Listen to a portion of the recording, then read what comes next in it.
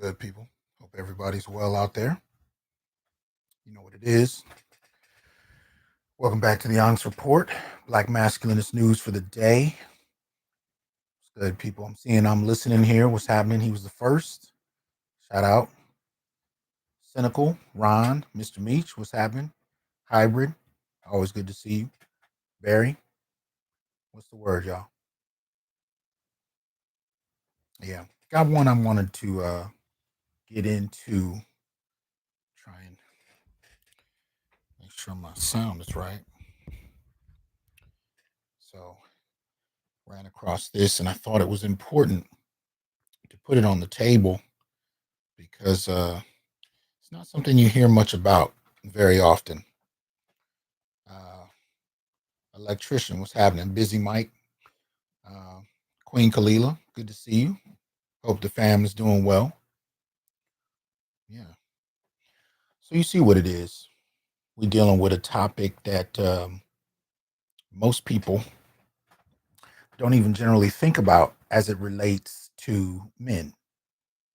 And I got to admit, this one kind of was new to me as well.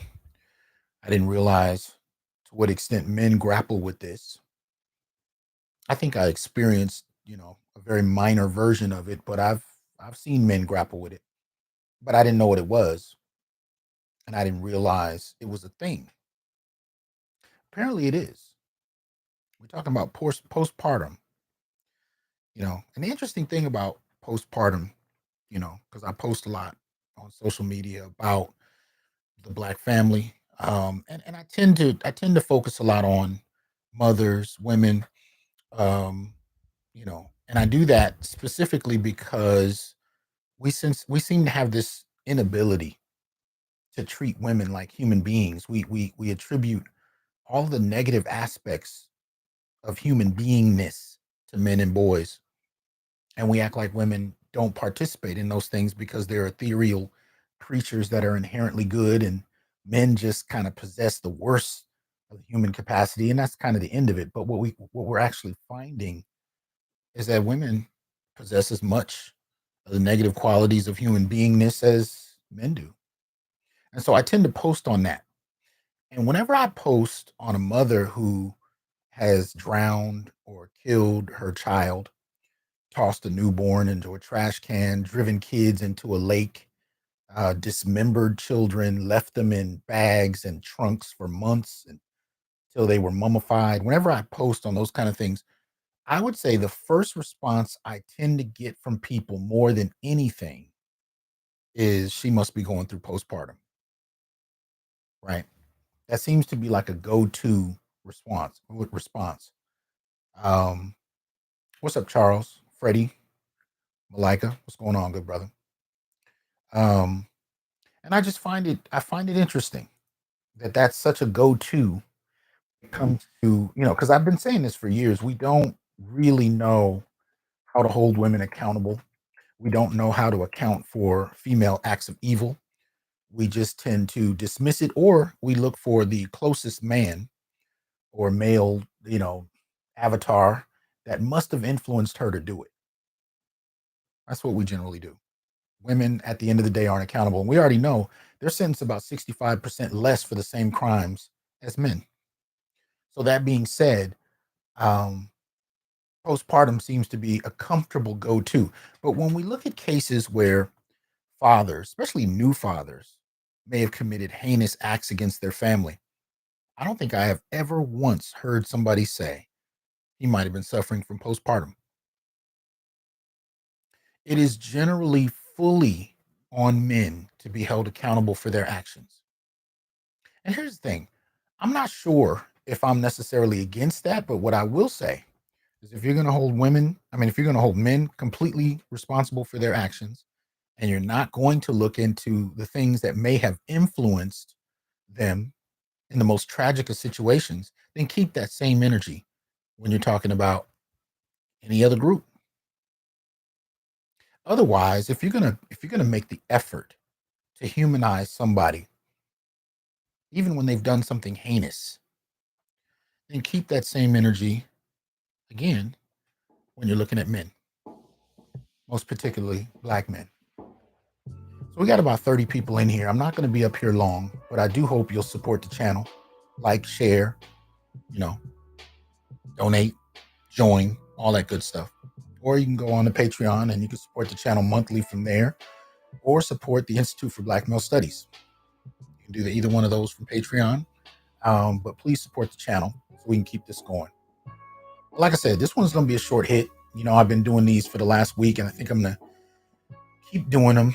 You know, as long as there's something I think is worthy of reflection. So anyway, today we're going to look at a piece that comes out of Psychology Today. And I think it is something you'll find interesting if you haven't seen it. Right? So, entitled, What Postpartum Depression Looks Like in New Dads. Right? New study of 2,500 fathers fills gaps in the research. Right? Shout out to Malika. Appreciate that support, brother. Right? So here we go. Let's get to the core of it here. Appreciate that again. Pregnancy and the time following the birth of a child is for many a time of joy, great expectation, and of course also increased stress and anxiety. The strain placed on the family is considerable and is a time of increased risk for a variety of problems. Postpartum depression and anxiety are better studied in women than in men, as authors Dennis, Marina, Barry, appreciate that. Dole, Vigode, Gregoriadis, I don't even know how to pronounce that. Gregoriadis, I think it's Gregoriadis, and Brown note in their recent article in Depression and Anxiety 2021, investigating paternal postpartum difficulties. Paternal postpartum difficulties. That's interesting. I've never really heard that term. Let's deal with it. Scope of the problem. They report that approximately 17% of women develop postpartum depression and 15% anxiety, with almost 10% experiencing both. Risk factors included prior history of mental illness, low support, higher levels of fatigue, and disrupted infant sleep. Okay. For fathers, research has been less robust, though as we recognize the importance of fatherhood, this is shifting. Recent research highlighting the role of father-child attachment and the development of paternal identity, for instance, has outlined how men become fathers. From the moment when they realize the baby is actually real, rather than an abstract idea, to recognizing how much responsibility they have, to taking on the role of father, to navigating complex and often conflicting emotions. See, this is real. This is real. That transition point, I'm going to start there with the baby being real to a father from an abstract idea. That's real talk. I remember the various times I've been told I got somebody pregnant, and most particularly my wife. But at the end of the day, it was like, okay, you know, and I may have been a little excited at the idea, but it was in no way real to me. No way real to me. Much as even I may have wanted it to be, it was just not real, you know. And so it took time. And then when you get into several months into her pregnancy and you start to see it, you know, it starts to take on some solidity. You know, I think the first time I felt him kick in her belly, you know what I mean? Yeah, I'll put the link in the chat for the article. And I'll also include it in the description. And if I forget to put it in the description, just remind me and I'll do that. But yeah, you know, when I first felt the baby kick, you know, I think that might have been the first kind of slap in the face about this is real, you know, but that takes time, you know. And then of course it's a whole nother level when, you know, in our instance, I remember the doctor called me over and I, you know, held him as he came out. I cut the umbilical, you know, I stared at him, you know. Appreciate that support, Eric. Yeah. And obviously that was probably the most real moment, is actually holding my son for the first time. Because there were others. I mean, I think I've told you guys before, you know, I had a daughter that passed, and she passed in the womb, but the pregnancy was far along enough to where my wife still had to deliver her. She was small, but she was completely formed. So I held, the first child of mine that I held was my daughter, who was not alive. So she never took a breath. I I never saw her open her eyes, but I held her, and that was strange. Um, Obviously, the next time I did it was my son. Whole opposite experience, but in both cases, it really took to holding my child for me to really feel the reality of it. Women have a different experience, obviously, but I think people underestimate how much that difference in how men and women experience the birth of a child impacts how we tend to see things, right? The second part of what was said in this paragraph that I think is incredibly important is the notion about recognizing the responsibility. Now, this is important because the social expectation that men provide and protect. Not saying it's a bad thing. It is what it is, but it is a weight. It is a responsibility. MLR, appreciate that support. Hope you're well. Appreciate the support. Yeah.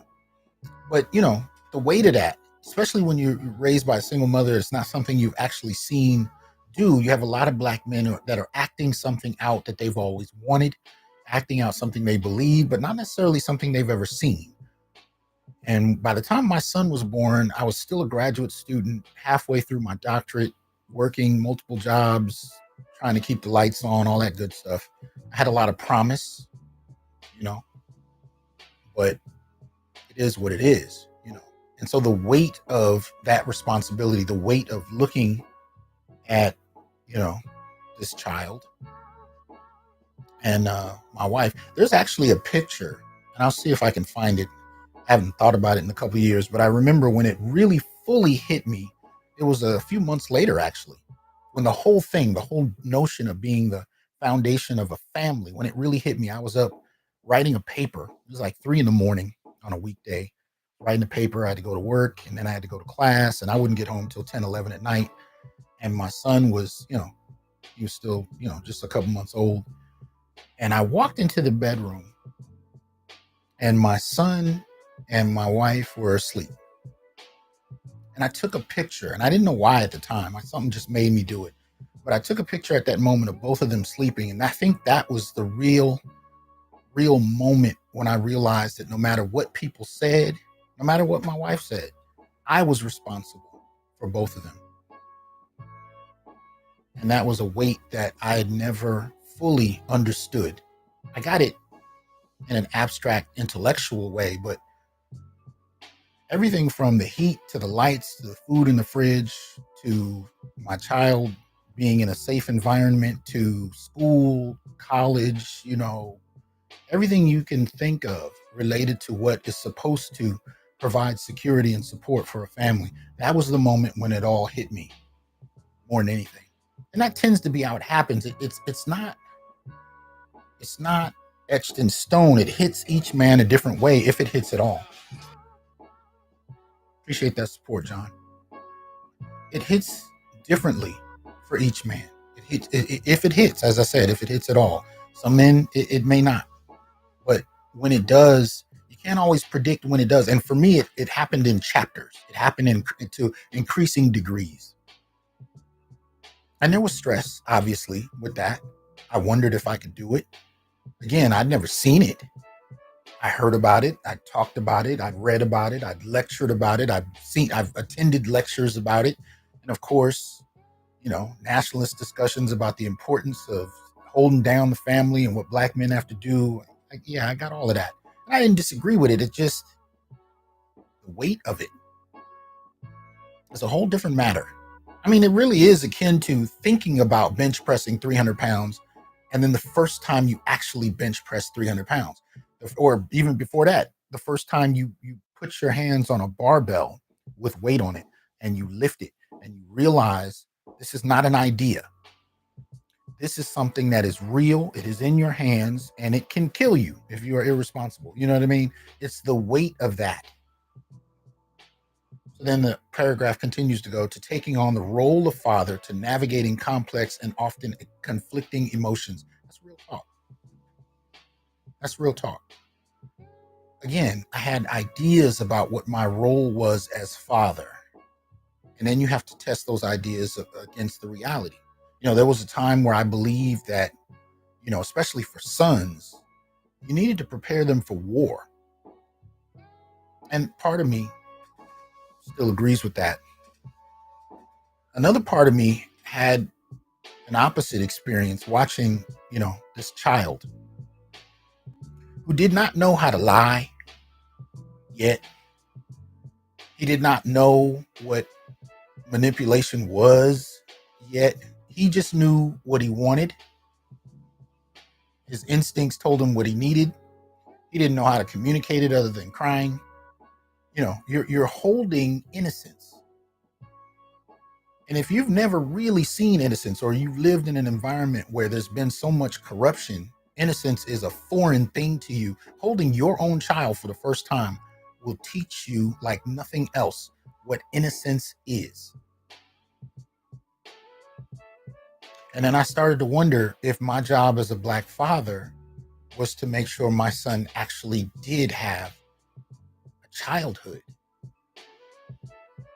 Was it robbery to take that from him and prepare him like a soldier for the war that he would inevitably walk into as a young man? Which route should I go? Prepare him, even though he wouldn't know it was being done out of love, because what he would get from me is the toughness that I need him to have as a man walking this world? Or do I humanize him to the greatest extent, which he should be able to have as a fucking human being, knowing that if I do that, there may be things he's not prepared for. And I think in many ways, I can't speak for all Black men, of course, but I think for many, we grapple with this justification for on both sides of this. Which direction? And I try to balance it. I'm Libra. It is what it is. Balance. What's up, BGS? I tried to balance it. I tried to find a way to humanize him at times and steel his spine at others. And the reality is, you really don't know. And this is part of the weight of fathering too, and parenting, but I'm talking to fathers and about fathers. You don't know until your child is off in the world on their own, and you just hope you didn't fuck up the game too much.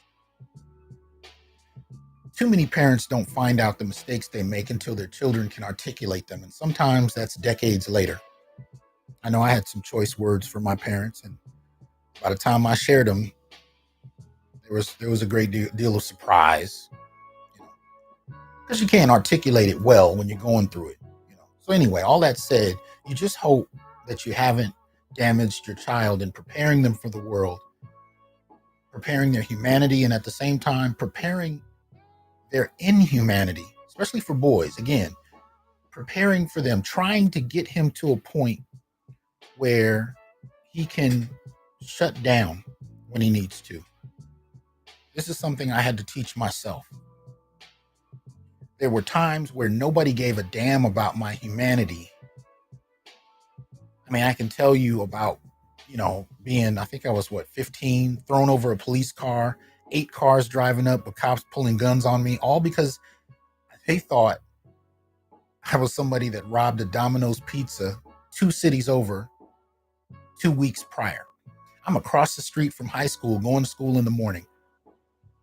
Throw me over a cop car, draw guns out on me.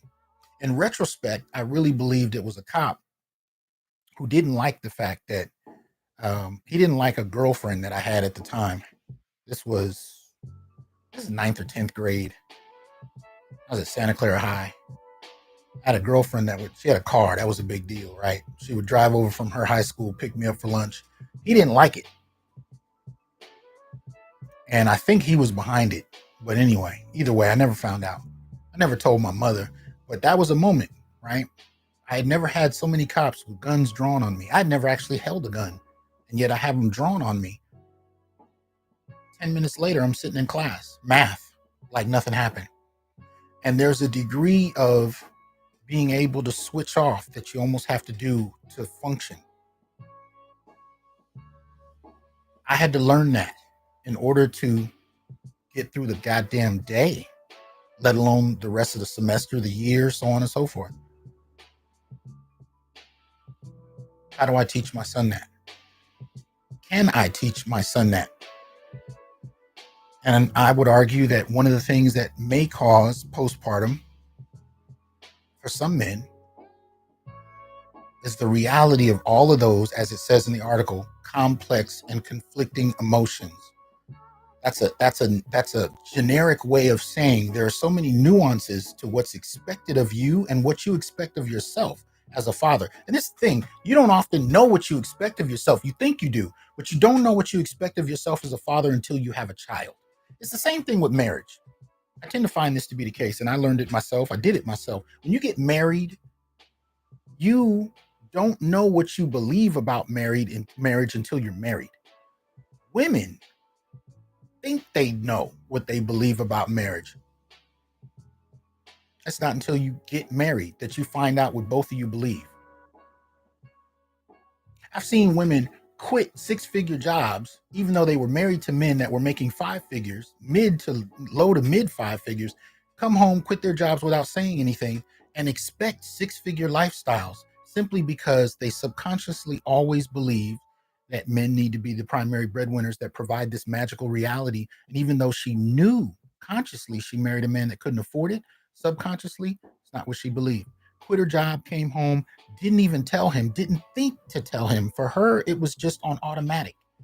And of course, the marriage went into decline at that point. But that's the point I'm getting at.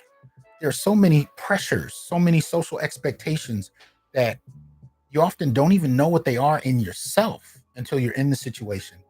Fatherhood is no different. And when you're in that environment, you start to figure out what you believe.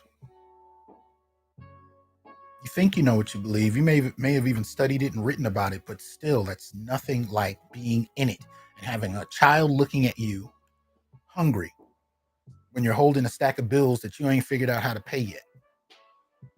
I was on my way.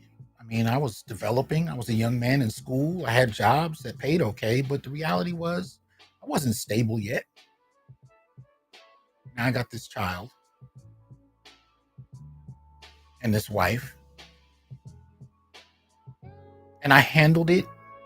You know, things got done, but I'm not going to pretend like I just knew it was going to work. There's a great deal of stress. And I think there's a point where many men can shut down. It is what it is. Let's continue. The study authors note that the existing literature finds variable rates of paternal postpartum problems, with depression ranging from 8% shortly following childbirth, rising over 25% with the first 6 months, and then falling again toward the end of the first year. Rates of anxiety range from 2 to 18%, with risk factors including paternal history of mental illness, maternal postpartum problems, economic strain, and newborn health problems. So basically, let's be clear what they're saying here. Let's be clear. They're saying that approximately 17% of women develop postpartum depression. They're also saying that for men, right, with depression ranging from 8% shortly following childbirth, rising over 25% within the first 6 months. So women experience it up to about 17%. Within the first 6 months, men can go over 25%. That's 1 in 4. That's 1 in 4 men experiencing postpartum within the first 6 months, because the weight of those social expectations hit you. And they say the risk factors include paternal history of mental illness, right? Maternal postpartum problems. Now, I'm not sure if they're saying if you're clearly they're saying if the men in your line have experienced mental illness, then that's a risk factor. I'm not sure if they're saying if your mother experienced postpartum or if they're saying the woman that you're with is experiencing it. That has an impact. Not sure yet. Economic strain, of course. I just got through talking about that. And newborn health problems. And that's real. That's real. Having lost, I think up to that point, we had lost 2 pregnancies. We lost 2 pregnancies by the time my son was born. And whenever they did report a problem, and this was mainly up to when he was born. After that, we didn't get too many problems. My son kind of came on like a bolt of lightning, which was a radical difference from the prior 2 pregnancies, which was kind of understandable. We had to find a special doctor, and I mean, this was actually the doctor that delivered my late daughter, and he pulled me aside after he delivered her, and he said, "Look, I deal with complex and difficult pregnancies." He said, "The next time you guys want to have a child, come see me before." And we did. And he was brilliant. He was brilliant. But the difficulty was my wife was on bed rest, I'd say a week after we found out she was pregnant. That was difficult because there wasn't even a baby bump. Like, she was on bed rest the entire time and she hated it. But, was what it was. But my point being, the only time we heard any problems with him was when he wasn't delivered yet. Every time there was a problem, we freaked out. And then it kind of went away real quick, So he was a blessing in that regard. But after that, we were constantly on guard to see if he would suffer any of the health ailments she did. But she had sickle cell real bad. So we didn't know what his health was going to be. I can understand how much that can impact fathers. Right? I can understand that. Postpartum depression and anxiety in the first 2 years following childbirth. However, no study has systematically looked at anxiety and depression along with related risk factors together. To address these questions, Dennis and colleagues used long-term data collected between 2015 and 2019 with over 2,500 fathers, 75% of whom completed time points over the 2 years of the study. Questionnaires were sent every 3 months for the first year and then twice a year for the second year to develop a longitudinal view.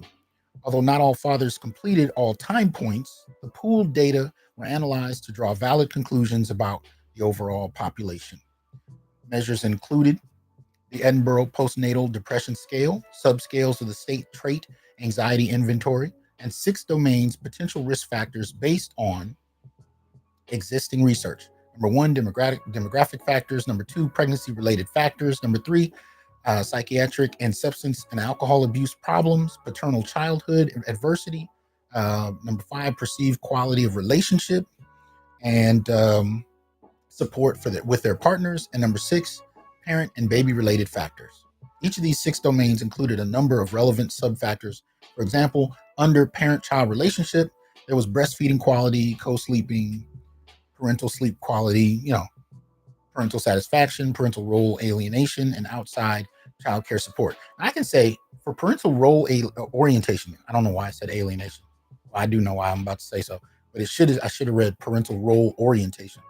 Parental role alienation is something I think a lot of men experience because within the family, when you're a father, of course, people, talk to you about what they expect you to do, what they, how they expect you to take care of the environment for the well-being of the mother and the child. But when it comes to the actual interactions with the child, you can often find yourself left out, or at least it feels that way. And so that too can make it difficult to bond because nobody really expects you. They don't engage you often. And it can be a very alienating experience for a while. And the first time I had to connect, it was kind of like, the character in Creed 2, Michael B. Jordan's character, right? Where Adonis, where his wife leaves and he has to babysit for the first time. That's real. I've been through that. You freak the hell out. I mean, unless you got experience with that. But me, I'd never taken care of a baby before. So it freaked me out. And I think leading up to that, I was avoiding it, having to take care of him by myself. But I hadn't had any experience and nobody really even talked about it. It just happened at one point. I think she left for a weekend. Freaked me the hell out.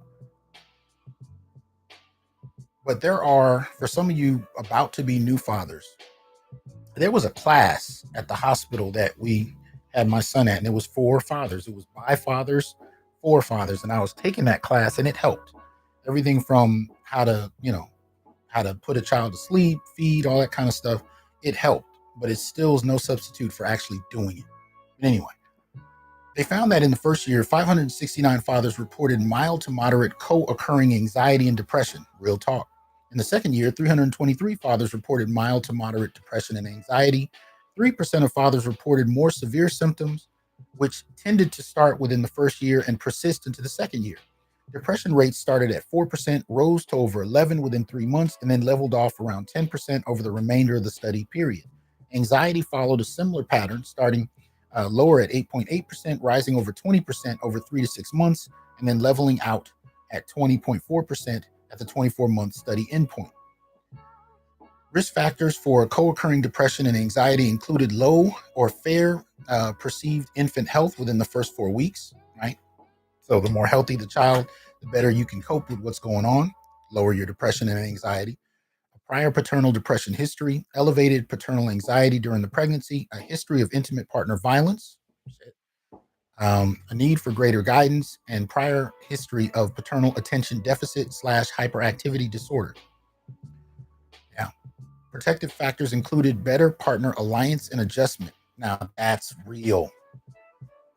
That's real. What happens when the relationship is insecure?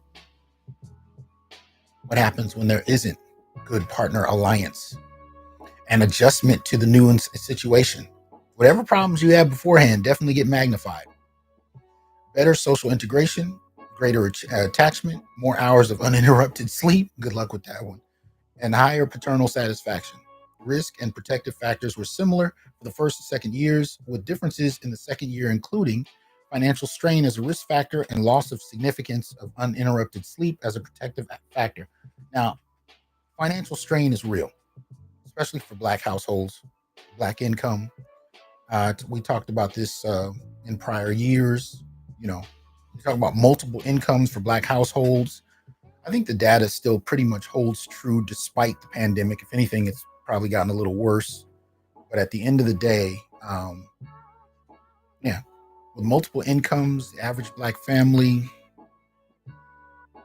you're talking about less than 60,000, no question, but definitely lower than that.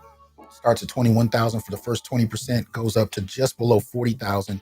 I think over 50 to 60%. I got to revisit it, but financial strain is real.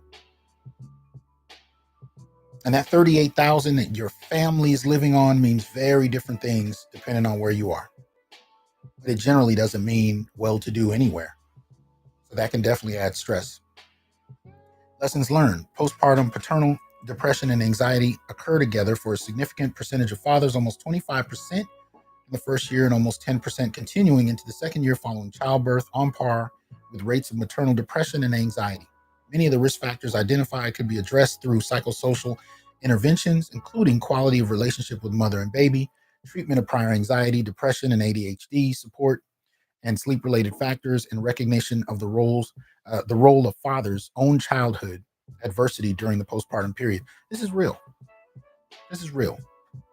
So, when you talk about psychosocial interventions, right, particularly as it relates to counseling, I think the general attitude is that what do fathers have to be? What do they need counseling for? Mothers need counseling because they're going through more. Fathers just need to shut up. I think the general idea is that because fathers don't go through a physical experience, that they really don't have a problem. And this is unrealistic because the weight of caring for the family still falls on fathers. Appreciate that support, Trucker. It still falls on fathers. Here's the evidence of that.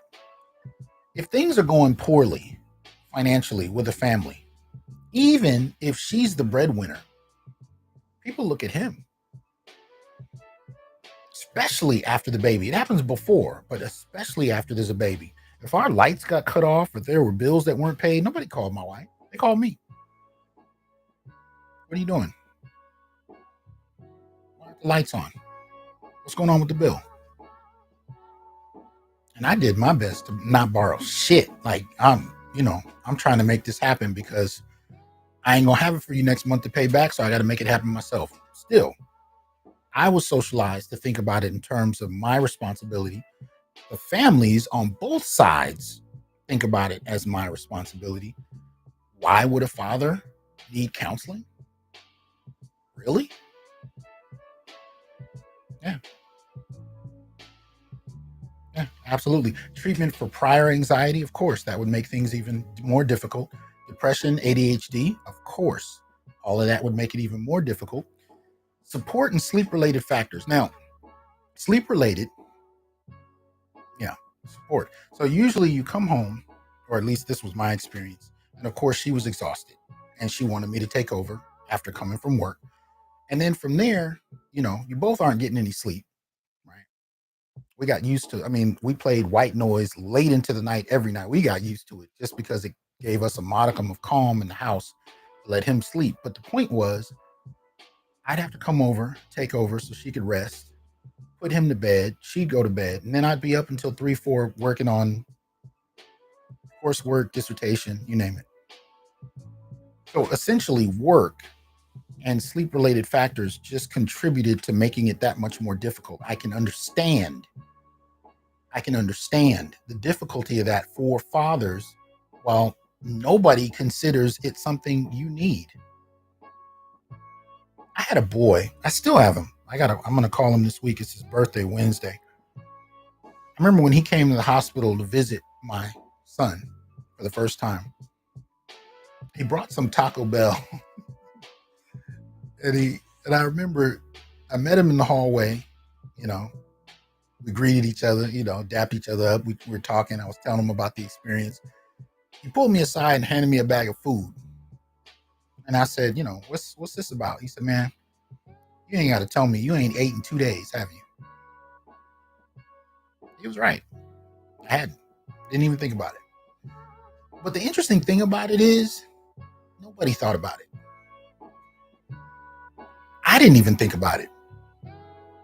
And I'm not saying that the attention shouldn't have been on the mother, and my child, of course, but it took me years to reflect back on that. And to some extent, even in this very moment right now, to reflect back on that moment in 2005, where the only one that thought about the fact that I hadn't eaten anything in 2 days was him. He'd been through it already, but there were just so many things that I didn't even think about. People don't really ask fathers how they're doing. It is what it is. It's, you're not the one going through the physical experience. And I think that's how much of this is interpreted. And if nothing else, amongst men, I'm urging you to do what my boy did. Think about the fathers. Nobody else does. Let's read this last paragraph. Biological, psychological, and relationship factors play a role, and providing good support and possibly therapeutic interventions for fathers would be expected to reduce rates of depression and anxiety. Real talk. Prior psychiatric conditions should be identified and treated, and fathers who experience maltreatment during their own childhoods likely would benefit from addressing how these issues get stirred up when they have children of their own. As such, adverse childhood experiences may both predispose to anxiety and depression. Okay, so as such, adverse childhood experiences may both predispose to anxiety and depression. Right. Okay. That's real. That's real. Hold on 1 second. Sorry about that. So, I think the core of what this piece is getting to is that fathers have unregarded, or disregarded,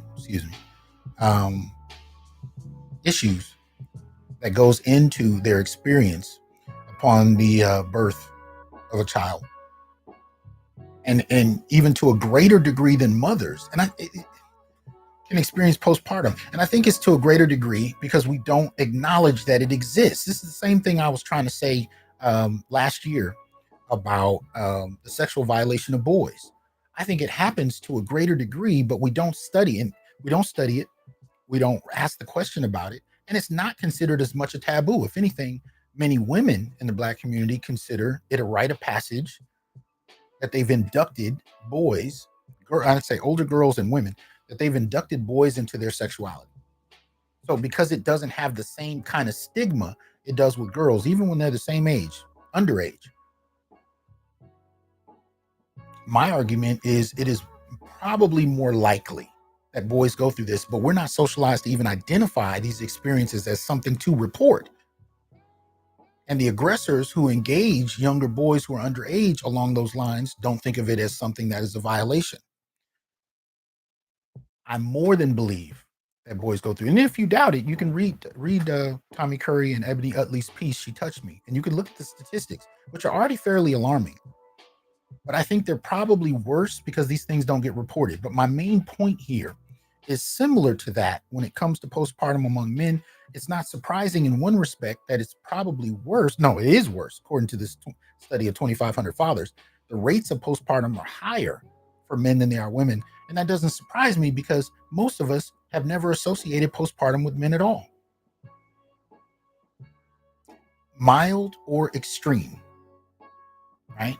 The slight depression that keeps a young father or a new father from being able to really plug in and connect, even with his newborn child, the weight of the responsibilities. We don't think about that being, possibly something connected to postpartum or postpartum itself. And we damn sure don't think about the extreme cases. When you hear about fathers that have lost it, that have taken lives, we don't associate that with postpartum. We just think he's a problem. He failed. He's weak. He's got psychological issues. And yeah, he does. But how often do we actually step back and ask if he has postpartum?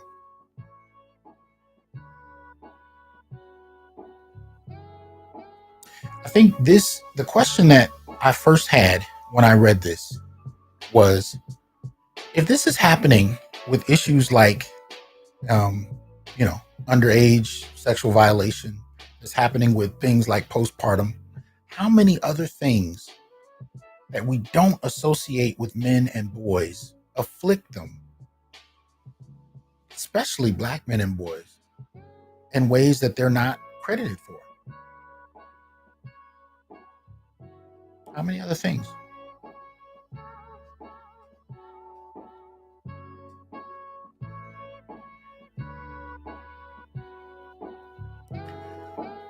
Yeah, I see you, Kalila.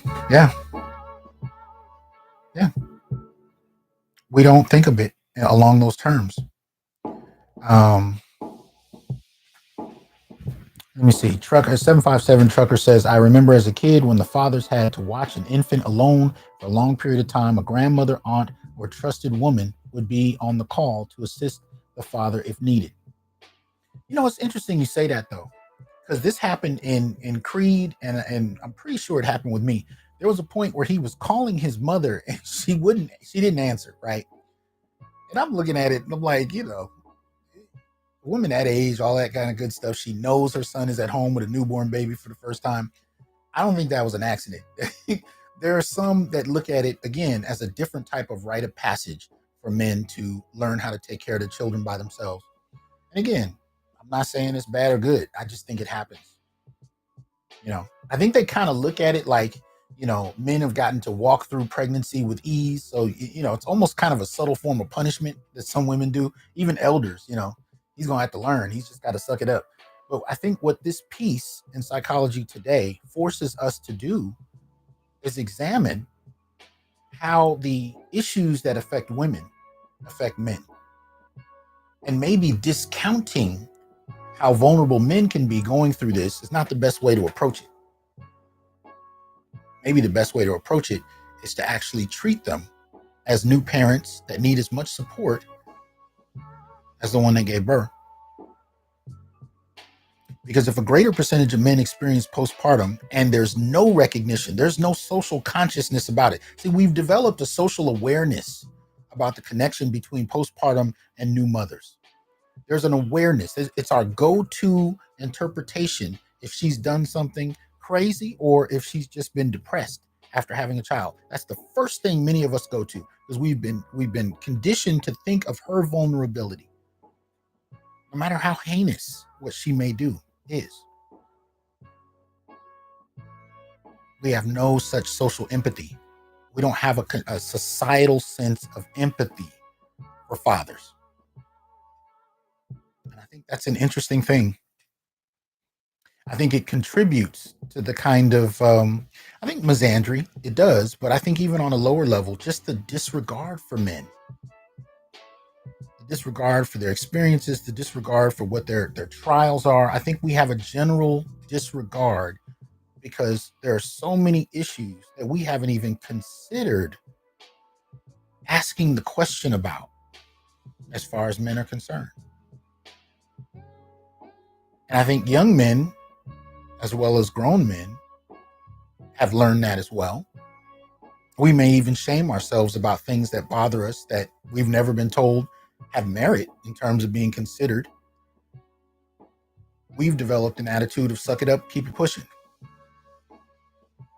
Walking, this practice of walking on a broken leg, hell, running a marathon on a broken leg.